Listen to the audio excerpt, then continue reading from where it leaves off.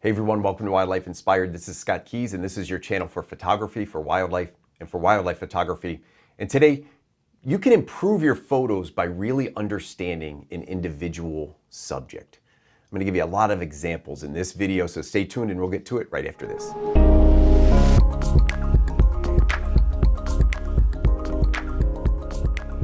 I've been doing a series of videos about prediction and how to predict the behavior of a subject or a group of species or even a location to improve your photography. And in this series, I've elicited the help of my patron community, so I want to thank them up front. And I've got quite a few images to show you today that are going to illustrate some of these points.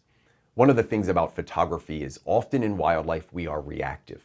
I just want you to think about an average afternoon or average morning where you're out doing some photography and what you are going to capture.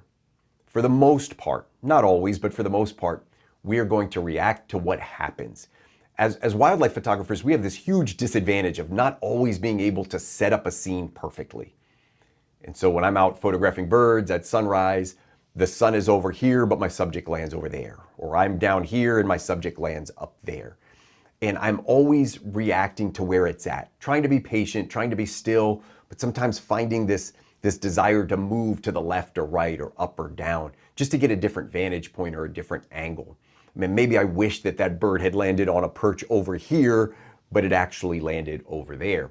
In today's video, we're gonna use this strategy around predictive behavior, especially around an individual, to maximize our results. So to take away that reactive behavior and become a little bit more predictive or a little bit more proactive in our approach. I'm going to show you some really good examples of this in this video. I'm going to get right into it, and I'm going to start with the first image that I have for you, and this is by Daniel Gomez.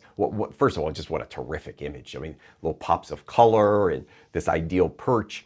All of this is set up because Daniel understood what was going on. This bird was feeding, this wren was feeding, and in its process, in its way of getting back to the nest, it was stopping, and it typically would stop on this perch or at least in this area. By understanding all that, look what happens. We can now create in camera with very little cropping a really great composition. We've got some beautiful framing on each side, happen to land on the perfect flowering cactus and get exactly eye level and do all of this in almost perfect light.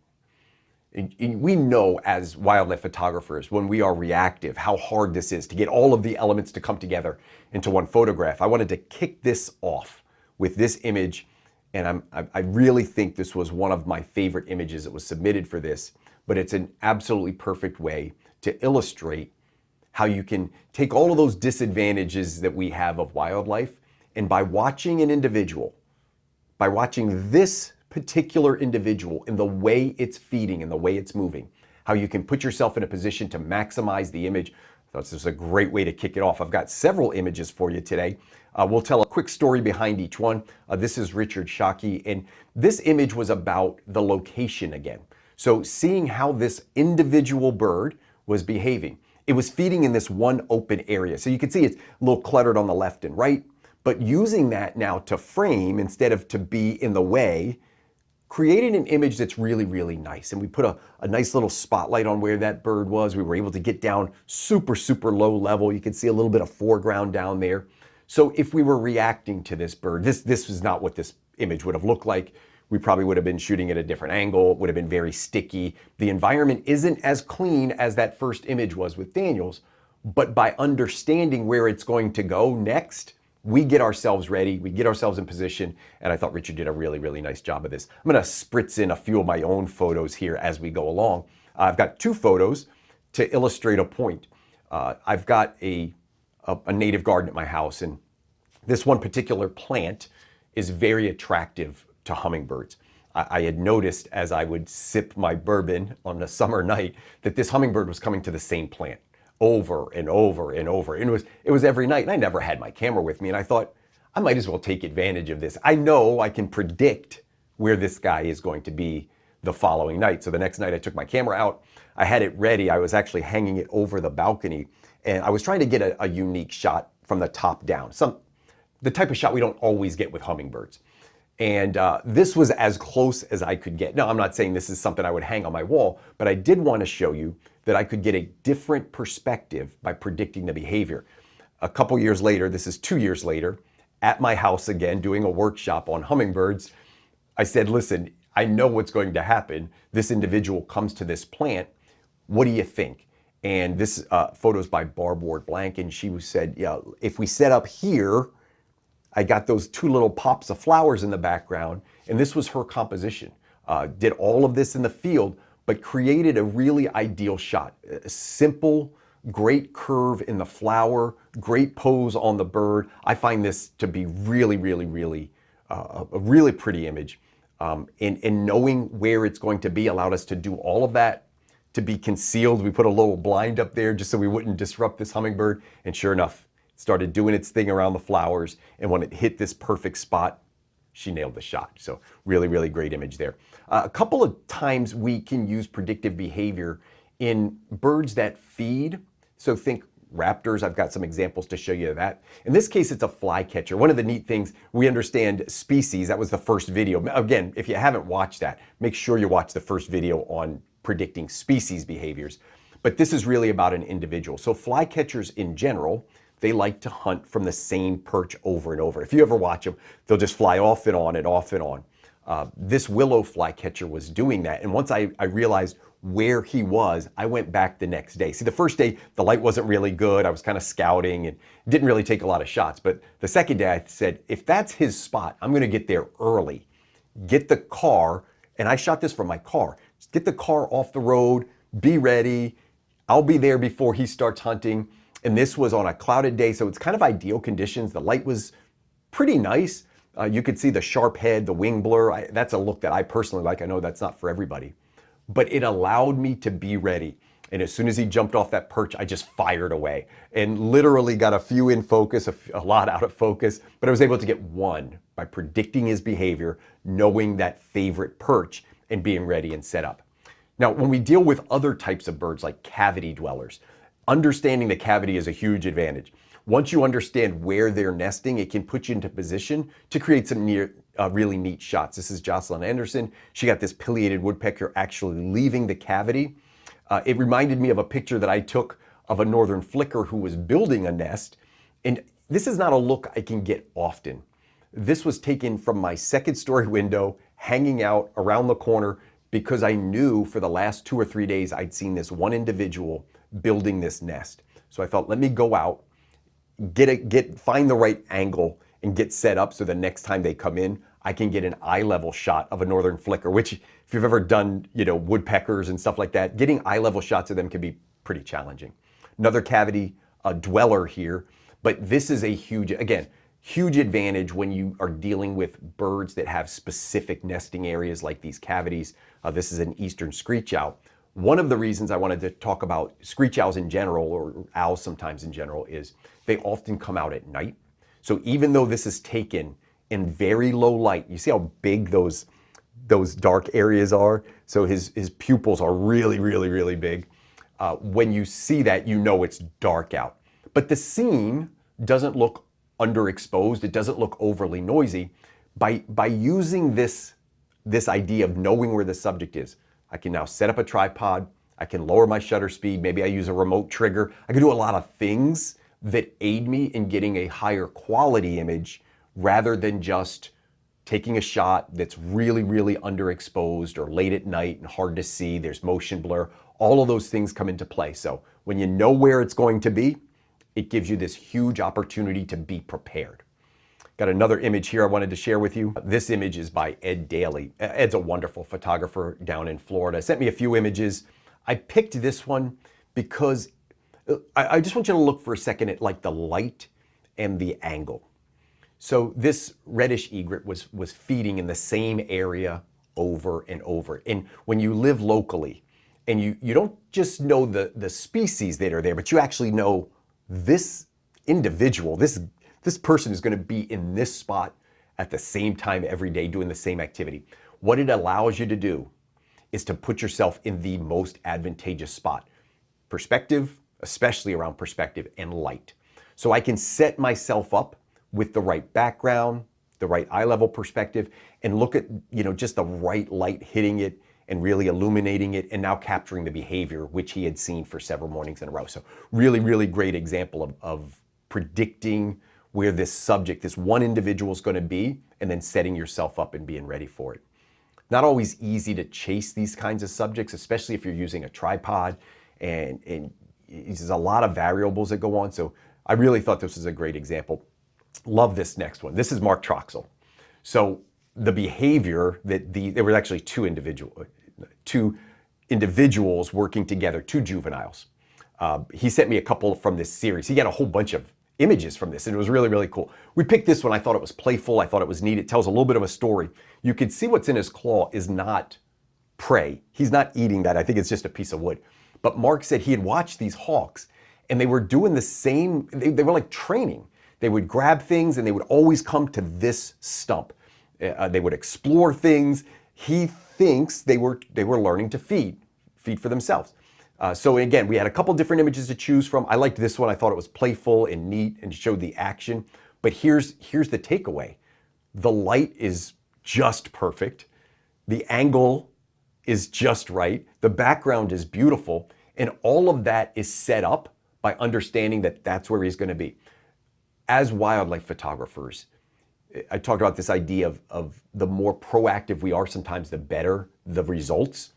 Being less reactive can be helpful. We don't always get this opportunity. It often pays off to slow down and take a look.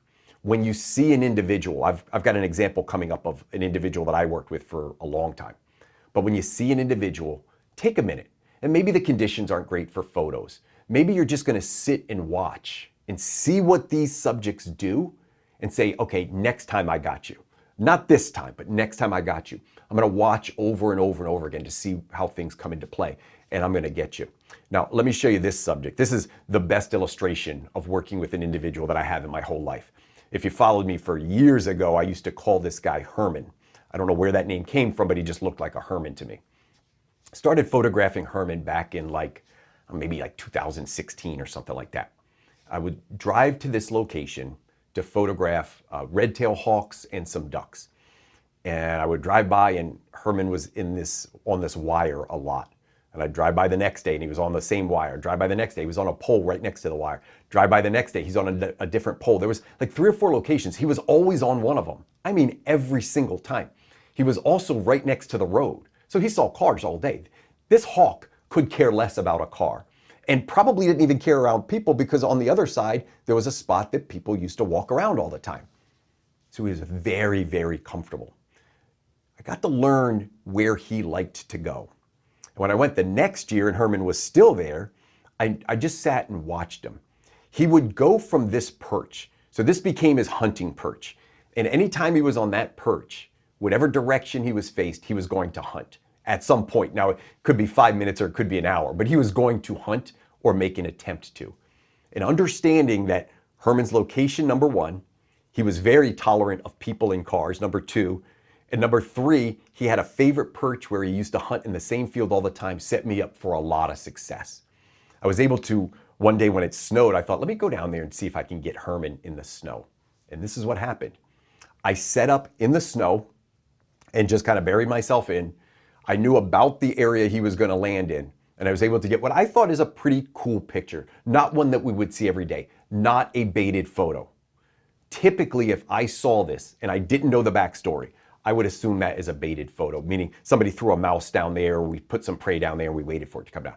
Not the case. If you guys know me, you know that that is not the case with how I do a photography.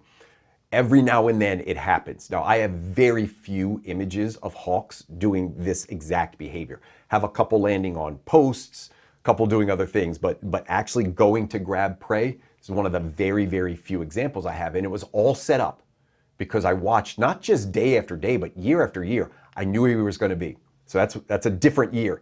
I'm going to go to a different year. I'm in that same area and I'm driving by, and there's Herman. He's ready to hunt again. So I go out into the field again, this time no snow. He jumps down and he grabs something pretty close. Now, I can't see what he's got, but I know Herman is pretty tolerant of people. I am very careful. I hate the idea of messing up a meal for a raptor. They may only eat a few meals a day, and for me to take one of them away from them isn't really fair. In this case, when he grabbed the prey, I was able to kind of go around, there's some grasses in there, and get a couple pictures with my very long lens at a fairly close range. And I don't remember the exact distance, but my guess is this is probably taken inside 20 feet, and it might even be inside of 15. That's how close it was. This is the closest look I've ever had to a raptor feeding, a wild animal. I don't think I'd be able to get this with many subjects, but with this particular one, I felt pretty good that I could do it without any interference. Sure enough, he just ate this thing right in front of me, and I got out of there. It was actually hard to find a picture that wasn't too gruesome because there was a lot of guts coming out of this one. So you see this idea about putting the time in to just watch and observe and how helpful that is. We did it in the first video of this around species, watching the behavior of a species and predicting it. In this case, we're just watching a single individual because each individual might have a different behavior even within the same species. Some are going to be more tolerant. And one of the things that happens, and I'm going to show you one more image as we close this out, is that many of these subjects, when you watch them carefully, have a favorite place. Sometimes it's a perch to hunt from like this. Think of like kingfishers. They have these favorite perches they just like to land on over and over again. In this case, somebody was watching a heron. This is Prashant, and this is really great. One of the best images I saw out of this series. I put it in here at the end because while I try to be neutral and not have favorites, I gotta be honest, I think this is my favorite. The behavior was, this bird loved this spot. And if we were rushing, or if we weren't paying a lot of attention, if we were forcing the action, we may not get this really great image. But when we know where it's going to be, it allows so many advantages. I could get my settings right. Prashant can go down and get the eye level perspective. He can line up that background exactly like he wants. And by putting the subject off to the side, I thought it was really, really nice. I loved this composition, loved everything about this photo, the pose, the way it stands out, the way the colors of the waterfall are kind of mirrored in the colors of the feathers. Just an absolutely fantastic image, all set up because the photographer knew where that subject would be, and it gave us this really great proactive approach, the ability to predict, the ability to set up, the ability to wait, and the ability to have everything right. So when it happens, we maximize that opportunity. Now, I mentioned we're doing a series around predictive behavior. I've done 2 videos already, this being the second. I've got one more coming up. So make sure you're subscribed to the channel and you can see all of these great videos that we put out. I do a lot of playlists, some of them how to improve your photography. This video will be found on that playlist, but I've got some quick thoughts videos, a few editing videos in there, a lot of product reviews. So no matter what your interest is, there's going to be a playlist down there for you. So make sure you're subscribed to the channel. Make sure you hit that bell for notifications that lets you know when I have a new video out, and always hit the thumbs up button. That like button will push the content out to like-minded individuals so that they can see the video as well. So let me know what your thoughts are down in the comments. Did you enjoy this? Maybe you have an example of a time where you just knew that subject, kind of like my interaction with Herman, where you just felt like you knew what that subject was going to do and when it led to a great opportunity for you. Would love to hear that down in the comments. As always, thanks for watching the video. Thanks for being subscribed to the channel, and I hope we can continue to find inspiration in wildlife together.